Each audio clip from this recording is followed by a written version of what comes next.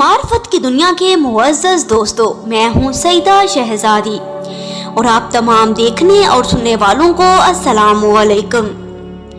ناظرین گرامی، روایت میں ملتا ہے کہ پاک نبی صلی اللہ علیہ وآلہ وسلم کے دنیا سے پردہ کر جانے کے بعد مدینے کے حالات اچانک بدلے، یہاں تک بدلے کہ لوگ امام علی علیہ السلام سے سلام کرنا گوارا نہیں کرتے تھے۔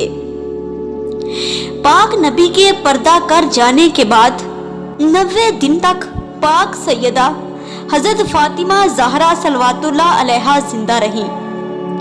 یہ بات طے شدہ ہے اور کافی علماء کرام اس بات کی تصدیق کرتے ہیں کہ آپ طبعی موت اس دنیا سے نہیں گئیں، بلکہ آپ کو شہید کیا گیا ہے۔ آپ کو اپنے بابا کی وراثت بھی نہ ملی اور پھر آپ کے اوپر جلتا ہوا دروازہ گرایا گیا۔ یہی زخم آپ کی شہادت کی وجہ بنے۔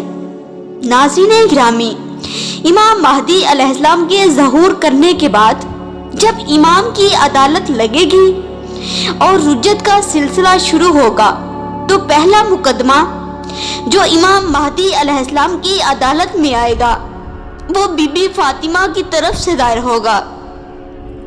بی بی فاطمہ فرمائیں گی کہ آپ ان لوگوں سے پوچھیں میرے بیٹے کہ مجھے کس جرم میں مارا گیا، کیوں میرا دروازہ جلایا گیا، جس دروازے پر ملائکہ جھاڑو دیتے تھے، کیوں مجھے میرے بیٹوں کے سامنے مارا گیا۔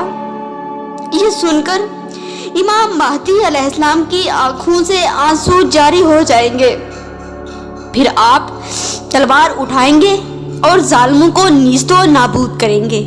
اللہم صلی علی محمد و آل محمد وعجل فرجہم اجمعین۔